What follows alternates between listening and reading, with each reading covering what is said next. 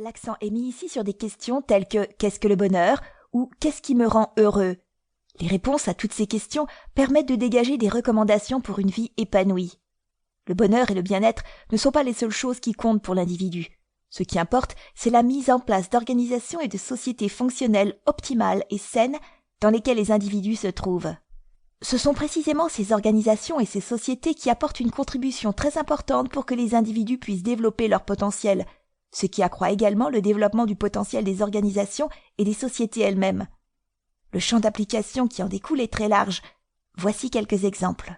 Psychothérapie, coaching, programmes généraux de développement de la personnalité, entreprises et équipes, famille, établissements d'enseignement et de formation, société entière. La psychologie positive apporte des améliorations dans tous ces domaines. Si vous observez deux personnes en fonction de leur sentiment de bonheur, vous constaterez une différence de 40%. Cela est seulement dû aux actions et aux pensées des deux personnes. En fait, seuls 10% des sentiments de bonheur peuvent être expliqués par des facteurs externes. Pour cette raison, il est possible de faire beaucoup pour son propre bonheur. Martin Seligman a développé le modèle PERMA. Cela montre ses résultats et aussi ses réflexions sur ce que chaque individu peut apporter à son propre bonheur. Le mot PERMA signifie Positive Emotions, émotions positives, engagement, relationships, relations, meaning, sens, achievements, accomplishment, accomplissement. Nous pouvons considérer ces 5 concepts comme les 5 piliers de la psychologie positive. Le bien-être et l'insatisfaction d'une personne reposent sur ces mêmes piliers. Les 5 piliers de la psychologie positive. Pilier 1, les émotions positives. Certains diront peut-être aujourd'hui qu'il ne faut tout simplement pas avoir d'émotions négatives. Mais je peux vous dire tout de suite que cela ne suffit pas. Il est essentiel pour le bien-être de l'homme d'éprouver des émotions positives et de les vivre davantage que les émotions négatives.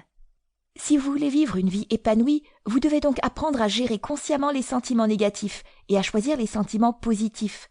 Cependant, il arrive que les sentiments négatifs viennent tout seuls, alors que vous devez travailler un peu plus pour éprouver des émotions positives. Conclusion, si vous voulez vivre une vie épanouie, vous devez faire quelque chose pour y arriver.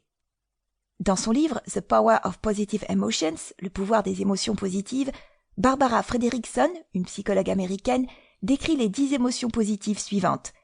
Gratitude, admiration, joie, sérénité, espoir, inspiration, intérêt, amour, plaisir et fierté. Il est regrettable que certaines de ces émotions ne reçoivent que trop peu d'attention dans nos vies. Et c'est précisément pour cette raison qu'il est d'autant plus important que chaque personne ressente d'autant plus clairement ses émotions. Pilier 2, l'engagement. Une personne qui peut vivre ses points forts n'est pas seulement plus heureuse, elle s'épanouit. C'est notamment le cas lorsqu'elle s'engage pour de grandes causes. Mihaly Csikszentmihalyi, un psychologue hongrois, a inventé l'expérience du flux, c'est-à-dire le sentiment d'un soi-disant élan créatif. Martin Seligman, psychologue américain, y fait également référence. Le flux est une expérience optimale. Dans le flux, la personne qui effectue l'activité est complètement absorbée par celle-ci. L'attention est complètement focalisée sur le moment présent. Les caractéristiques décisives ici sont la motivation intrinsèque, le désintérêt pour les récompenses extrinsèques et les actions autotéliques. La qualité des défis, opportunités d'action perçues joue également un rôle. Ici, les compétences individuelles de la personne effectuant l'action sont mises au défi sans surcharger cette personne.